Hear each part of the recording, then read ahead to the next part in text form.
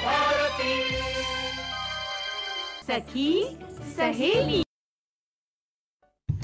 सभी सखियों को और श्रोता भाइयों को मंजरी वर्मा और संगीता जी आपको मेरा प्यार भरा नमस्कार। सभी को प्यार भरा नमस्कार। हाँ, आपको भी मेरा बहुत बहुत नमस्कार और सभी सुनने वाली सखियों सखाओं को भी जी बहुत बहुत नमस्कार। बिल्कुल, और सभी के प्यारे प्यारे संदेश भी आ गए हैं। हाँ। और हम उनको तो पढ़ेंगे ही पढ़ेंगे और बहुत सारी बातें करेंगे। और विषय बता देते हैं, क्योंकि 21 दिसंबर को था साड़ी दिवस, तो भारतीय साड़ियों में विविधता, इसके बारे में हम आज चर्चा करेंगे, क्योंकि साड़ियाँ सबको पसंद होती है ना। बहुत अच्छी लगती है, बहुत सुंदर लगती है जी, और खिलती भी बहुत है। बहुत खिलती हैं। और श्रृंगार का बदलता स्वरूप, इसके बारे में भी हम बात करेंगे कि हम पहले कैसे श्रृंगार किया करते थे और अब कितना हमसे दूर होता जा रहा है, ये चीज़ें हैं। और कुछ छूट गया फ्लैट के दौर में जी, इस पर तो बहुत ज़रूरी है। हाँ, इस पर भी बात करेंगे। सोंधी सोंधी यादें सबकी ताज़ा हो जाएंगी। हाँ, है ना।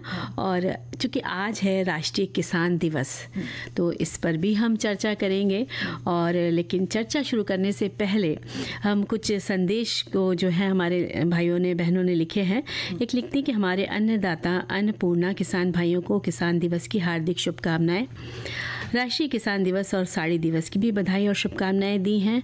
और इसके साथ साथ किसान दिवस यानी किसानों, अन्नदाताओं और खेती से जुड़े हर मानव समूह को हार्दिक बधाई और शुभकामनाएं, जिन्होंने हरित क्रांति को अपने परिश्रम से भारत को हरा भरा बनाया है, तो इसकी भी सबने शुभकामनाएं दी हैं। तो देखिए संगीता जी, हम लोग बात करने वाले हैं राष्ट्रीय किसान दिवस के बारे में। और हम सभी को पता है कि हमारा जो देश है वो कृषि प्रधान देश है। और भारत में राष्ट्रीय किसान दिवस प्रतिवर्ष 23 दिसंबर को मनाया जाता है, यानी आज हम ये दिवस मना रहे हैं। हम सभी सभी को इस दिवस की शुभकामनाएं देते हैं।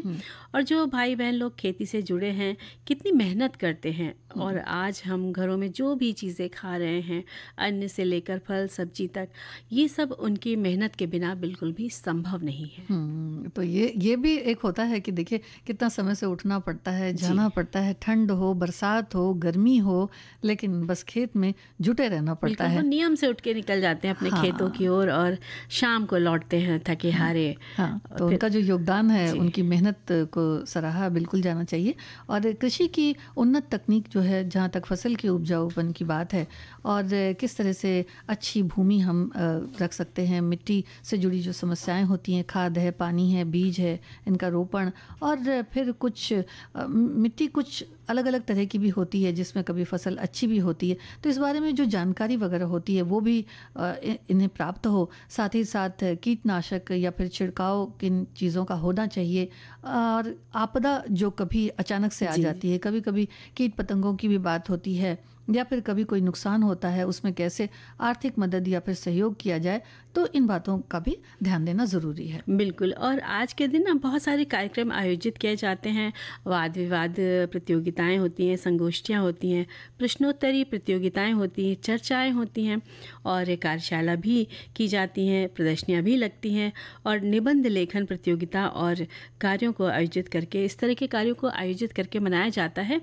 और किसान भाइयों को बहुत सारी बातें बताई जाती हैं कि कैसे उनकी फसल अच्छी होगी, क्योंकि जो कृषक वर्ग भारतीय अर्थव्यवस्था की मजबूत रीढ़ है और ग्रामीण समृद्धि में महत्वपूर्ण योगदान करता है। और किसान भाइयों को अन्नदाता और धरती पुत्र भी कहा जाता है, तो उनको बहुत सारी आधुनिक जानकारियां भी दी जाती हैं कि फसल कैसे और अच्छी पैदा हो।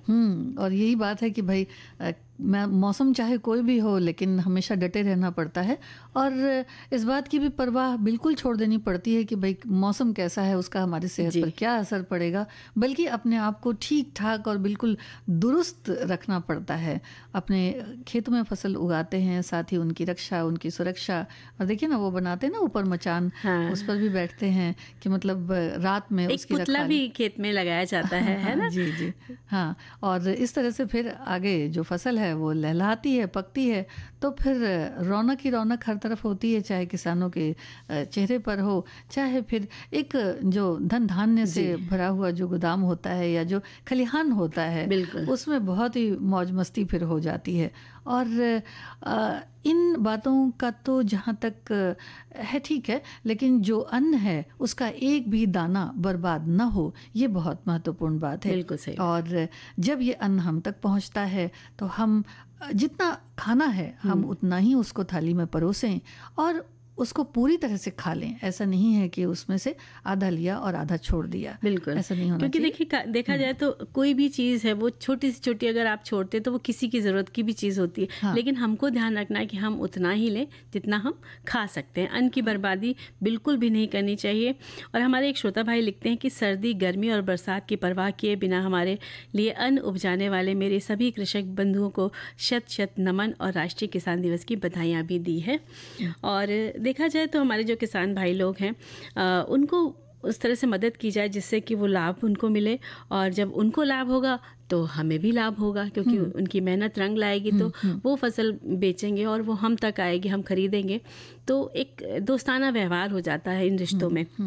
तो उनकी हमें बहुत इज़्ज़त करनी चाहिए, उनकी मेहनत को नमन करना चाहिए, सराहना चाहिए, और उनकी समस्या समझकर हम उनके मदद के लिए जितना हो सकता है हमें उनके लिए मदद करनी चाहिए। अच्छा, एक चीज़ और भी है कि जो भी चीज़ें हैं, यानी कि जो बदलाव होते जाते हैं, जैसे कोई कीटनाशक है या फिर कोई अच्छा बीज है या फसल किस तरह से अच्छी होगी, तो इन बातों के लिए भी अपडेट रहना चाहिए। कहने का मतलब है कि बहुत सारे अब तो देखिए मीडिया में भी चीज़ें हैं और अपने फ़ायदे की भी चीज़ें हैं। जैविक खेती की बात जो की जाती है कि उससे कैसे फसल को और बनाया जा रहा है, खाद कैसी दे, है ना, तो इस तरह की जानकारी भी किसान भाइयों को दी जाती है। हाँ, और उससे अपने आप को अपडेट रखना चाहिए। बिल्कुल। कहीं भी जहाँ पर भी जानकारी मिल रही है, चाहे वो किसी सेमिनार में मिलती हो, कहीं कोई गोष्ठी में मिलती हो, या फिर नेट के माध्यम से मिलती हो, क्योंकि सरकार की भी बहुत सारी ऐसी योजनाएं हैं जो चलती रहती हैं, तो उनको समझना और देखना भी चाहिए।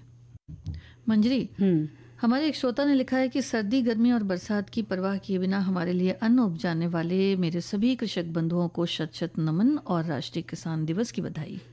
और देखिए हमारी तरफ से सभी को बधाई। और एक संदेश हम लेते हैं कि किसान दिवस किसान की महत्ता, उसके योगदान और किसान से जुड़े उसके मौलिक अधिकारों के प्रति आम आदमी को जागरूक करने के उद्देश्य से स्वर्गीय चौधरी चरण सिंह की जयंती पर मनाया जाता है। एक किसान का जीवन बहुत ही महत्वपूर्ण है और पूरा प्रकृति से जुड़ा होता है। किसान की फसल पूरी तरह से प्रकृति के ऊपर निर्भर होती है।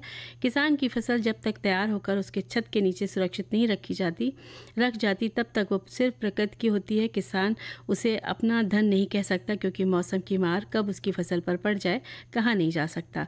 सौभाग्य से भी पहले मैं एक किसान हूँ, बाद में इलेक्ट्रीशियन हूँ, इन्होंने लिखा है। तो बहुत अच्छी सी बात लिखकर भेजी इन्होंने। एक और श्रोता हमारे लिखते हैं कि हमारे छत्तीसगढ़ में 80% लोग अपनी आजीविका के लिए कृषि पर निर्भर हैं। सबसे ज़्यादा धान की खेती की जाती है, इसलिए छत्तीसगढ़ को धान का कटोरा भी कहा जाता है। इस समय धान की कटाई मिजाई उपरांत किसान अपनी उपज लेकर मंडी में बेचने पहुंच रहे हैं। इसके अलावा मोटे अनाज, सब्जियां भी उगाते हैं और कुछ कंद भी लगाते हैं, जो बहुत कम अब मिलते हैं। जब भी आप इनसे खरीदारी करें, ज़्यादा उनसे तोल भाव न करें। और इसी बिल्कुल सही बात लिखी इन्होंने कि उनकी मेहनत को हम ऐसे ही जाया ना दें। मोल भाव करते हैं तो फिर दिक्कत लगती है, लगता है ठीक है जो कह रहे हैं उस हिसाब से हम ले लेते हैं, है ना। वो भी खुश, हम भी खुश, है ना। बिल्कुल। तो इसी तरह एक और लिखते हैं कि किसान इस देश की समृद्धि का मुख्य कर्ताधर्ता हैं, जिनके उपजाए अन्न से संपूर्ण राष्ट्र का पेट भरता है और अनाज पश्चिम एशिया और अफ्रीकी देशों में निर्यात भी किया जाता है, जिससे हमें बदले में वहाँ से दूसरे सामान मिलते हैं और हमारी आर्थिक स्थिति मजबूत होती है। सरकार द्वारा तमाम सुविधाएं अभी किसानों को नशील खेती के लिए दी जा रही हैं। खादों और रसायनों पर छूट, सब्सिडी भी दी जा रही है, कृषि यंत्रों पर भी छूट दी जा रही है, लेकिन इसमें अभी बहुत कुछ करने की ज़रूरत है, जिससे उनकी आय दुगनी हो जाए और वे कर्जदार ना रहें, खुशहाल रहें। बहुत अच्छी सी बात, क्योंकि फसल को भी कभी कभी नुकसान हो जाता है, तो उसमें भी किस तरह से उनको मतलब सामंजस्य एक लेकर चलना पड़ता है। घर के खर्चे हैं और बीज के लिए भी पैसा चाहिए, खाद के लिए भी चाहिए, तो सारी चीज़ें हैं। हमारे एक श्रोता ने और लिखा है कि भारत में राष्ट्रीय किसान दिवस को हिंदी में किसान दिवस के रूप में भी जाना जाता है। किसान दिवस हर साल 23 दिसंबर को मनाया जाता है। भारत के 5 पांचवें प्रधानमंत्री चौधरी चरण सिंह के जन्मदिन पर, जो एक किसान नेता भी थे, जिन्होंने भारतीय किसानों के जीवन को बेहतर बनाने के लिए कई नीतियों की शुरुआत की, ये विभिन्न कार्यक्रमों, वाद विवाद, सेमिनार, प्रश्नोत्तरी, प्रतियोगिताओं, चर्चाओं, कार्यशालाओं, प्रदर्शनियों, निबंध लेखन प्रतियोगिताओं और समारोह का आयोजन करके मनाया जाता है। यानी इन सब जगह पे जब भी आयोजन होता है तो जब हम जाते हैं तो हमें कुछ ना कुछ नई चीज़ें जो हैं वो पता चलती है। बिल्कुल। और संगीता जी, आपने खेतों को कितने करीब से देखा है? हाँ, ये बताइए। खेत को तो बहुत करीब से देखा है ना। खेत में गन्ना जा कर के तोड़ना, चूना, और जब चने के खेत होते हैं तो उसमें चने का साग तोड़ के उसमें लहसुन नमक मिर्च लगा के ऐसे ही खाना, मेड़ पर बैठ के, उसका आनंद बहुत। गोभी भी खा जाते हैं। हाँ, कच्ची गोभी, टमाटर देखा जाए। हाँ। मुझे अपना बचपन याद आ गया कि मटर कितनी खाई जाती है, हरी मटर। और बचपन में ऐसे होता था कि अगल बगल खेत थे तो सब जानते थे, तो हम लोग दौड़ते हुए बच्चे थे चले जाते थे और वहाँ पर वो मज़ा लेके आते थे। घर से लहसुन नमक मिर्चा पुड़िया में बना के गए और वहाँ बैठकर उस तरह से खा लिया चने का साग। कभी वो लोग हम लोग को जानते थे कि हाँ ये बच्चे यहाँ के हैं, तो वो दे भी देते थे घर के लिए कि घर में जाना। तो वो दिन बहुत अच्छे लगते। और जब हमारे घर के खुद के खेत में जब बैल आता था जोतने के लिए, लाया जाता था फसल के लिए उगाने के लिए, तो जो उसके पीछे एक वो लगा रहता है मिट्टी बराबर करने के लिए, लकड़ी का पट्टा सा लगा रहता है। तो हम लोग छोटे थे, याद है हम लोग उस पर बैठ जाते थे भाई बहन हम लोग, और वो चलता था और हम लोग कई बार लद लद उस पर गिरते थे मिट्टी में, तो कपड़े भी गंदे होते थे। लेकिन मेरे डैडी कहते थे नहीं, इन बच्चों को ऐसा आनंद मिट्टी में खेलने का, गिरने का लेने दो, क्योंकि ये बाद में इनको नहीं मिल पाएगा। तो सच बात है, उनकी याद आती है कि आज हम उस तरह से नहीं हो पाते हैं, जा पाते हैं, देख पाते, कर पाते, लेकिन वो दिन बड़े सुहाने थे। हाँ, खेतों के। तो वही तो बात है कि मोबाइल जो है अब काफ़ी काम कर रहा है। हाँ, और जब धान की खेती होती है, जब वो सब लोग मिलके, औरतें हैं, बच्चे, जो युवा हैं, भाई लोग हैं, वो लोग जब खेती करते हैं, जो पौधे लेके धान के रोपते हैं, तो उसका भी बड़ा मज़ा आता था। हम लोग तो थोड़े थोड़े सीखते थे जा कर के। तो इसका अपना ही एक अलग मज़ा है खेती का। और जब नई फसलों की तो महक जब उड़ के हवा में आती है तो मज़ा आ जाता है। और आजकल तो बहुत देखिए खेतों में सरसों लगी हुई है जी, और पीली सरसों तो कितनी सुंदर लगती है। मार्च में ये बड़ी सुंदर सी दिखाई पड़ेगी। जनवरी बस मन करता है चले जाएं खेत के पास, फोटो खींचे। तो पास से प्रकृति को देखना, निहारना, इसका अपना ही सुकून मिलता है, अनुभव है। और सुकून हमें गाने से भी मिलता है। हाँ। तो संगीता जी देखिए, अब हम लोग ने किसान के भाइयों की बातें करी और उनके खेत खलिहान की बातें करी, कितना अच्छा लग रहा था ना। और ये गाना सुनकर तो बहुत ही अच्छा लगा था। धरती से जुड़ा हुआ खूबसूरत सा गीत, बड़ा ही सदाबहार गीत है। सदाबहार गीत है और आज भी उतना ही मतलब मनमोहक लगता है, सुकून देता है।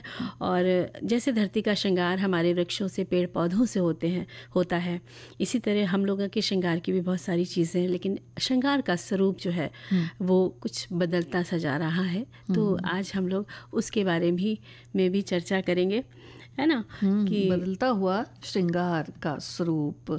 ये एक हमारे श्रोता ने लिखा है कि पहले के श्रृंगार और आपके श्रृंगार में बहुत फ़र्क है। पहले लोग घरेलू चीज़ों का इस्तेमाल ज़्यादा किया करते थे, आजकल भी करते हैं, लेकिन आजकल मार्केट में कुछ ऐसे मेकअप प्रोडक्ट्स आ गए हैं जो इंसान को बेहद सुंदर बना लेते हैं। मुझे लगता है कि उनका उपयोग नहीं करना चाहिए।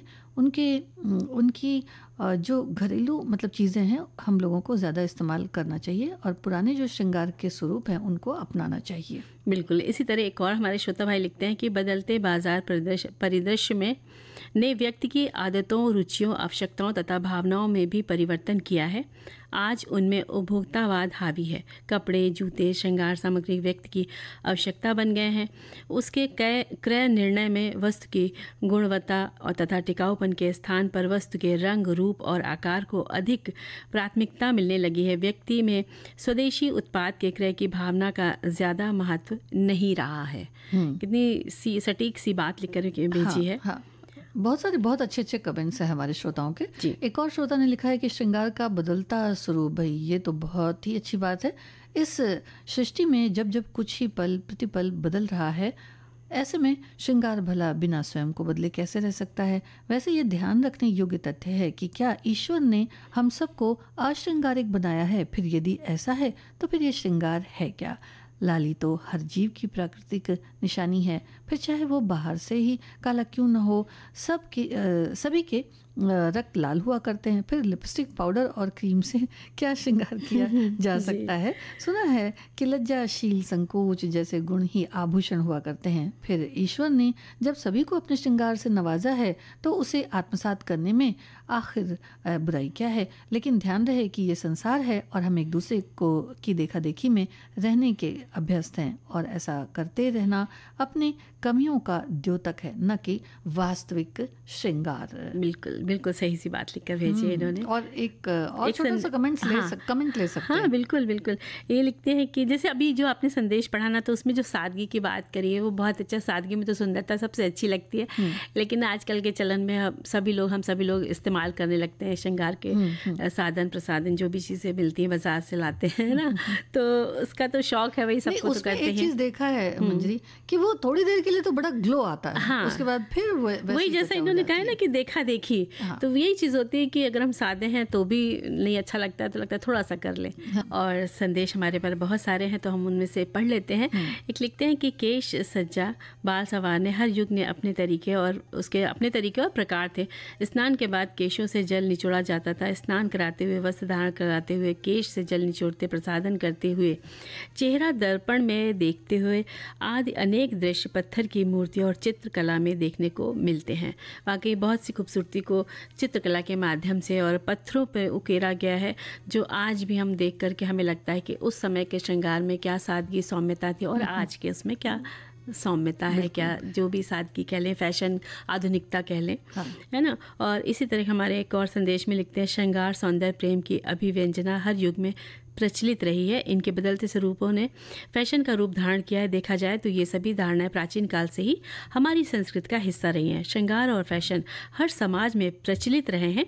वेशभूषा और इसका बदलाव भी श्रृंगार का अंग है। नारी ही नहीं, पुरुष भी सुंदर दिखने के लिए युगानुसार श्रृंगार का परिधान धारण करते हैं।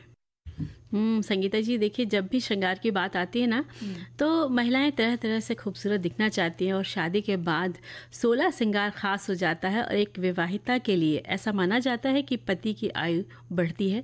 वैसे देखा जाए, श्रृंगार से खूबसूरती निखर के आती है। सुंदर सी साड़ी, माथे पर बिंदी, मांग में लाल और पीला नारंगी रंग का जो सिंदूर लगाती हैं, पैरों में महावर, आलता यानी कि हाथों में मेहंदी का चटक, सुर्ख लाल रंग जब खिलता है तो नारी का सौंदर्य है वो देखते ही बनता है। और वहीं जो कानों में झुमका, बाली, टॉप्स और मंगलसूत्र, गले में हार है, अंगूठी, हाथों में सोने के कंगन, कांच और लाख की चूड़ियाँ जब पहनती हैं तो भरी भरी कलाई बहुत अच्छी लगती है। और जब खनकती है तो उसका भी एक सकारात्मक वातावरण होता है। और शादी के समय कई सारी रस्में होती हैं, जिसमें वर कन्या की मांग भरता है, मंगलसूत्र पहनाता है, भाभी बिछा पहनाती है और पैरों में आलता वगैरह लगाया जाता है। और लहंगे या साड़ी में जिसके यहाँ जो पहना जाता है, बाबुल के घर से बेटी विदा होती है, 16 श्रृंगार के साथ वो जाती है तो पूरा जीवन उसका बदल सा जाता है। वो कितनी सुंदर सी लगती है उस समय जब ये चीज़ रस्में हो जाती है तो। और ये सारी चीज़ें जो है वो कहते हैं ना कि एक शुभता का, संपन्नता की प्रतीक भी मानी जाती हैं। तो क्योंकि देखिए कई बार ये भी कहते हैं ना कि नारी जो है वो गृह लक्ष्मी है ना, तो खुशहाली का भी प्रतीक माना गया है इसे। और अच्छी अच्छी जो मतलब जो बातें हैं उनको सुनने का एक कह सकें कि पर्याय भी कहा गया है। बिल्कुल, है ना। और जितने भी आभूषण होते हैं उनका भी अपना अपना महत्व है। हाँ, और कई बार लिखने में या कहानियों में, कविताओं में, पंक्तियों में भी देखा जाता है कि श्रृंगार के लिए जो कुछ भी लिखा जाता है, यहाँ तक कि जो गीत संगीत होता है उसमें भी एक, या फिर कोई ऐसे श्रृंगार रस भी होता है, कविताएं भी बहुत इस पर लिखी जाती हैं उसमें। और देखिए जो माथे की जो बिंदिया होती है, जब वो लगाते तो कहा जाता है आज्ञा चक्र को वो सक्रिय करती है। वहीं सिंदूर जो है वो एकाग्रता को बढ़ाता है। आँखों का काजल जो है वो बहुत सुंदर लगता है आँखों में, और गजरा ताजगी और ऊर्जा से भर देता है। और उसकी खुशबू जब होती है, घुलती है सांसों में, तो मन शांत हो जाता है। हाँ। और नथ पहनने का मतलब है कि प्रेशर पॉइंट को दबाता है, जिससे स्वास्थ्य अच्छा रहता है। और ओठों की लाली जो है वो मीठी वाणी का प्रतीक कहा गया है है ना। और ये श्रृंगार जो है वो आप मेरी तरफ ऐसा क्यों देख रही है? कहीं हमारे श्रृंगार को तो नहीं देखने लगी संगीता जी? नहीं, ऐसा नहीं है। और मांग टीके में चेतना शक्ति बढ़ती है ऐसा कहते हैं, और चांदी का कमरबंद रोगों से बचाता है ना। तो ये चीज़ें हैं और इनका भी देखिए जी। कितना सकारात्मक सा असर होता है कि एक ऊर्जा का प्रवाह बना रहता है। जी। लेकिन अब जो है श्रृंगार का जो स्वरूप है जिस पर हम लोग चर्चा कर रहे थे कि काफ़ी बदल गया है, और फैशन का जो दीवानापन है इस तरह से मतलब कह सकते हैं कि एक तरह से कहें कि हावी हो गया है। तो खूबी इन चीज़ों की जो है उनको ओल्ड कहीं ना कहीं समझा जाता है। और वैसे भी अगर देखा जाए तो जी। अगर आप पायल की ही बात कर लीजिए जी। तो एक पायल ज़माना है, था। बिछिया है, इन सबका भी अपना महत्व हाँ, है। नहीं अलग सी नजर आती है अब। मतलब ये ऐसा समझ में देख कर ही समझ में आता है कि ये बिल्कुल अब सिर्फ शौक के लिए बस पहन ली गई है। एक जमाना था बड़ी सुंदर सुंदर चलती थी पायल वगैरह। वही है कि समय के साथ साथ ये सब जो चीजें थी वो कम होती जा रही हैं। हाँ। तो क्योंकि जीन्स टॉप पहन लिया तो फिर बिंदी नहीं लगेगी, तो बिछिया नहीं पहनेंगे, इस तरह की बहुत सारी चीजें देखने को मिलती है। हाँ। तो कहने का मतलब ये है कि ये ठीक है, आप वक्त का आधुनिकता के दौर में आप जा रहे हैं, तो अगर हम बहुत ज़्यादा करके जाते हैं तो वहाँ पे होता है इतना सारा श्रृंगार कर रखा है, तो वो भी अजीब सा लगता है। तो इन सब दुविधाओं से बचने के लिए क्या होता है कि समय के हिसाब से श्रृंगार करती हैं औरतें, और सादगी का भी अपनाते हैं कि भाई बहुत सारे अच्छे ऐसे प्रोडक्ट आ गए, उनको इस्तेमाल करके सिंपल लुक में चले जाते हैं। तो लेकिन ठीक है, आप समय के अनुसार चलिए ज़रूर, ऐसा नहीं है, जहाँ जैसा जा रहे हैं वैसे चाहिए। ऑफिस में जाना तो आप भरे भरे चूड़े पहन के जाएंगे तो काम कैसे करेंगे? तो उन सब जगहों पे ठीक है सादगी से जाना, लेकिन जब भी कोई उस उत्सव हो, तीज त्योहार हो, मांगलिक कार्य हो, तो बहुत अच्छे से श्रृंगार करें और घर में शुभता के लिए आप लक्ष्मी बन जाएं। देखिए जैसे श्रृंगार की जो याद आती है, जो बात बनती है कि जी। मतलब पहले किस तरह से कितना ज़्यादा श्रृंगार पर ध्यान दिया जाता था। अब थोड़ा समय की व्यस्तता है या जी। जो भी है तो वो कहीं ना कहीं कम नज़र आता है। बिल्कुल उसी तरह से बहुत कुछ छूट गया है फ्लैट के दौर में भी। बिल्कुल, जब से फ्लैट का दौर आया बहुत कुछ छूटता गया, हम सभी बड़ी बड़ी इमारतों में सिमट कर रह गए। माना कि स्तर आधुनिक हुआ संगीता जी, लेकिन सुरक्षा की दृष्टि से हम सुरक्षित भी हुए, सेफ भी हुए, लेकिन लोगों से मिलना जुलना कम होता गया, और कई बार सामने कौन है, कब आता है, कब जाता है, पता ही नहीं चलता है। लेकिन अभी कुछ वर्षों से कुछ उत्सवों के आयोजन के कारण सभी एक दूसरे से मिलने लगे हैं फ्लैट में भी, लेकिन फिर भी वो आत्मीयता नहीं रहती है जो पहले के घरों में हुआ करती है। यानी कि बहुत कुछ छूट गया है, और जो पहले आस पड़ोस होता था संगीता जी, घंटों एक दूसरे से बतियाना, मोहल्ले भर के हालचाल सुख दुख में गांव का जो मजमा लग जाता था, और शादी ब्याह के मौके होते थे ना, तो या कोई भी अन्य धार्मिक अनुष्ठान हो, उन दिनों की रौनक जो थी वो देखते बनती थी, क्योंकि घर में सबका सहयोग होता था, और घर का आंगन हो, देहरी, दलान, बरामदा, छत, इन सभी जगहों पर दैनिक घर के कार्य हुआ करते थे और बहुत ही मज़ा आता था। सब इकट्ठे होते थे, और जब उत्सव होते तो सारी चीज़ें भर जाती थी, सब जगह कुछ ना कुछ रखा जाता था। कहीं आंगन में खटिया ही बिछ गई है, सब लेटे हुए साथ में गप्पे मार रहे हैं, तो देहरी पर बैठकर पंखा झलते हुए काकी से बातें करना, दलान में बाबा की खटिया बिछी होती थी, बरामदे में अनाज के ड्रम रखे जाते थे, और या वहाँ पे खाट और तखत और चौकी जो होती थी ना, ये भी पड़ी होती थी। और जब तक सूरज की रोशनी रहती थी, कहा जाता था कि अब सारे काम आराम से कर लो, क्योंकि अभी मोमबत्ती, लालटेन, दिया, वो जो कुप्पी होती थी वो सब जलेगी रात में। तो ज़्यादा से ज़्यादा वक्त सूरज की रोशनी में इन घरों में आराम से हो जाता था, क्योंकि भरपूर रोशनी आती थी।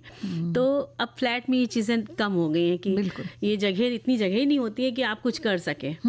और धूप या रोशनी की तो बात ही, आप लाइट जलाएंगे ज़्यादा से ज़्यादा, धूप कहीं कहीं ऐसा डायरेक्शन होता है कि फ्लैट में धूप आती है, लेकिन वो भी कम समय के लिए आती है। तो ये सब चीज़ें जो थी वो अब इन सब दौर में छूटती चली जा रही हैं। तो बस 4 कमरों में बंद, 4 कमरों में बैठना, खिड़की बालकनी से झांकते किसी के भी आने का इंतज़ार करना, और ये सब शेष रहता था कि हम कितना कुछ छोड़ आए। देखिए धूप है वो नदारत हो गई है कहीं फ्लैट से, वो ताल तलैया कूप कहीं रह गए, यानी कि कुएं वगैरह जो होते थे, नलकूपे होते थे, वो कहीं रह गए। अब जो नल और नल और टंकी की जहाँ तक बात है, उसका पानी है घड़ा, सुराही, सिलबट्टा, ओखली, सूप सब बीते दिनों की यादें हो गए हैं। और प्लास्टिक और कांच की बोतलें या स्टील की टंकी, वाटर प्योरीफायर, ये सब लग गया है, मिक्सी आ गई है और सूप में पछोड़ने का काम तो बिल्कुल छूट गया है। बिल्कुल, क्योंकि देखिए ना अब सब कुछ पैकिंग में मिल जाता है और पहले जो मेहनत होती थी ना उससे शरीर भी कसरत अच्छी हो जाया करती थी और आलस और बीमारी पास ही नहीं पटकती थी। समय का फेर है, सुविधाएं भी मिली है तो कहीं ना कहीं स्वास्थ्य गिरा है। हम उन कामों को भूलते चले गए और आजकल के बच्चे वे चीज़ तो बिल्कुल जानते ही नहीं, कहते अरे ये तो सब तो ओल्ड फैशन की बात करते हो, और कभी देखेंगे भी तो बड़े अचंभे से कि ये क्या है, हाइजीनिक है कि नहीं है। लेकिन उन्हें नहीं पता कि वो समय कितना स्वास्थ्य के लिए कितना अच्छा हुआ करता था। और फ्लैट्स भी बहुत बन गए तो देखिए वृक्ष भी कम हुए हैं, जंगल भी कम हुए, कहीं ना कहीं बहुत ज़्यादा अत्यधिक कटाई हुई है, पशु पक्षी भी कम दिखने लगे हैं, हरियाली का भी बहुत कम ही दुर्लभ कहते हैं हो गई है, कोयल की कूक गायब हो गई, ताज़ी हवा नहीं मिल सकती, बिजली की रोशनी में रहने और तारों भरी रात चांद देखना मुश्किल जो है बिल्कुल से हो गया है। और ऊंची इमारतों के बनने से आकाश के जो सुंदर नज़ारे थे वो तो बिल्कुल दूर ही होते चले जा रहे हैं। बिल्कुल। और देखिए एक संदेश हम उठा लेते हैं, लिखती है कि मैं भी अपने मायके फिर ससुराल में बड़े से घर में रहा करती थी जहाँ एक बड़ा सा आंगन में कुछ नीम के या कैसे कैसे पेड़ होते थे, बड़ा घर, खुली हवा, जहाँ तरह तरह की चिड़िया, कभी बंदर बिल्ली आते जाते रहते थे। फ्लैट सिस्टम ये सब सुविधाएं छूट गई हैं, ये नज़ारे देखिए छूट गए कहना चाहिए। और फ्लैट में हर समय दरवाजे खिड़कियाँ बंद रहती हैं, एक चिड़िया तो क्या एक मच्छर भी आ जाए तो पूरे घर में हड़कंप मच जाता है। और उस समय आंगन में जब गौरैया फुदकती थी तो कितना अच्छा लगता था, अनाज के कुछ दाने उसमें चावल बिनते समय डाल दिया करते थे तो दादी नानी वगैरह, तो बड़ा आनंद आता था।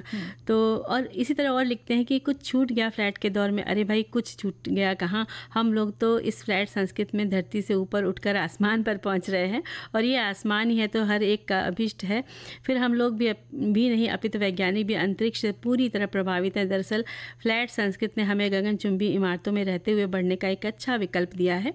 इससे हम अपने बढ़ते हुए आबादी को आसमान तक आसानी से रखते हुए भली बात देख रेख कर सकते हैं। अब ये सवाल अलग है कि इसके चलते हम अपने गांव गिरगांव से भले ही दूर हो जाएं लेकिन आसमान की तरफ तो अग्रसर हो ही रहे हैं। भाई कुछ पाने के लिए कुछ छोड़ना ही पड़ेगा ना, लेकिन ध्यान रहे फ्लैट भी तभी बनेगा जब धरती रहेगी। बिल्कुल सही बात लिखकर भेजी है। तो और एक और लिखते हैं कि बड़ा अच्छा सा संदेश है, फ्लैट और घर में बहुत अंतर होता है।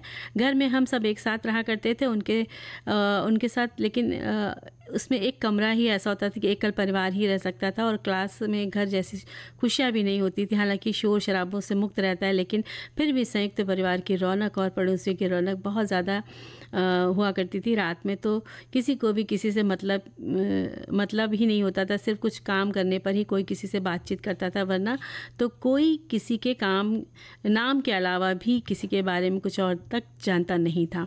तो इस तरह की बातें बहुत सारी संदेशों में लिखकर भेजा है। तो सबका बहुत बहुत धन्यवाद करते हैं इतनी अच्छी बातें लिखने के लिए। और एक और चीज़ है कि देखिए मोबाइल हो गया, टीवी हो गया, ये चीज़ें जो हैं घर में बहुत ज़्यादा अब नज़र आती हैं। और फास्ट फूड की जहाँ तक बात है, मतलब ये एक मॉडर्नाइजेशन की जो बात कहें तो सभी तरफ कहते हैं कि असर हुआ है ना। और एसी कूलर जो है वो भी बहुत ज़्यादा हैं, जबकि देखिए पहले क्या होता था कि कच्चे मकान होते थे, खपरेल होता था, मिट्टी होती थी, जो मिट्टी अभी भी देखिए मिट्टी के दिए और पीतल के दिए आप ले लीजिए हाथ में, अगर आपने उस पीतल के दिए को जला दिया है तो आप उसको हाथ में नहीं पकड़ सकते तुरंत भी, लेकिन मिट्टी का दिया अगर 1 घंटा भी जल गया है तो आप उसको हाथ में आराम से लेकर और भी आरती कर सकते हैं। बिल्कुल। है ना, उसमें गर्माहट नहीं रहती, ठंडक रहती है। तो एक प्रकृति से हम लोग जुड़े हुए थे। पैदल चलने की जहाँ तक बात है तो बहुत ज़्यादा घर के अंदर ही पैदल चलिए थे, अब फ्लैट तो कहाँ पैदल चलना इतना। देखिए संगीता जी, अब हम लोग बात करने वाले हैं क्योंकि 21 दिसंबर को विश्व साड़ी दिवस था, तो भारतीय साड़ियों में विविधता, इसके बारे में भी चर्चा हम करेंगे। हमारे संदेशों में लिखते हैं कि एक संदेश है कि खूबसूरत भारतीय प्रधान साड़ी आजकल की लड़कियों में तो नहीं, हम अपने ज़माने में टीचर्स डे हो या घर में कोई छोटा मोटा फंक्शन हो, खासकर सरस्वती पूजा में हम सभी लड़कियां साड़ी ही पहनती थी। अगर वह साड़ी घर में नहीं उपलब्ध है तो सहेलियों की, भाभी से, उनकी मम्मी से, मौसी से साड़ियाँ लेकर हम पहनते थे। उसी समय तुरंत फ़ोटो खींचने का उपकरण नहीं था, तो पैसा इकट्ठा करके किसी के घर से कैमरा लेते, उसमें रील भरवाते थे और फ़ोटो निकलवाते थे। वाकई ऐसा होता था। और कई बार साड़ी वगैरह पहन के ख़ास मौक़ों पर स्टूडियो जाया करते थे और सब मिलकर फ़ोटो खिंचवाते थे। और एक और संदेश में लिखते हैं कि भारतीय परिधान साड़ी जो बहुत ही खूबसूरत है, इसको पहनते ही नारी की सुंदरता में चार चांद जड़ जाते हैं। मेरी भी पहली पसंद साड़ी ही है। पूजा अर्चना का कोई कार्यक्रम हो, उसमें साड़ी पहनना पसंद करती हूँ। शादियों में भी 1-2 कार्यक्रम में साड़ी ही पसंद होती है। शादी से पहले ही मैंने साड़ी पहननी शुरू की थी।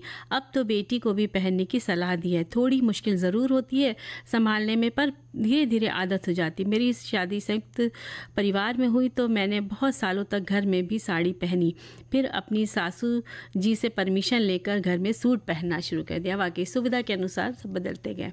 देखिए संगीता जी इस विषय में और लिखते हैं कि साड़ी दिवस, जो कि हमारा विषय नहीं है, महिलाओं का विषय है, वो ही बता सकती हैं। हाँ, एक बात बता दूं, मेरे पैतृक गांव जैतपुर में साड़ियों को स्क्रीन प्रिंटिंग उद्योग बहुत साल पुराना है, जिसमें 5 मीटर लंबे मलमल के सफ़ेद कपड़े को वैक्स लगे टेबल पर एक लाइन में चिपका कर बिछाने के बाद डिज़ाइन के अनुसार अलग अलग कलर करके अलग अलग फार्मों में मैनुअली छापा जाता है। हालांकि अब उसमें भी काफ़ी अत्याधुनिक मशीनरी का उपयोग होने लगा है। बहुत अच्छी सी जानकारी दी है जी। मलमल की जो साड़ियाँ भी तो आती हैं, वो पूरी अंगूठी में पूरी आ जाती हैं। साड़ी की मतलब साड़ी बहुत जगह की प्रसिद्ध है, सभी जगहों की साड़ियाँ प्रसिद्ध हैं और सबने आज बहुत अच्छे संदेश लिखकर भेजे हैं, तो सबके सहयोग के लिए बहुत बहुत धन्यवाद देते हैं। और अब इस कार्यक्रम से विदा लेते हैं।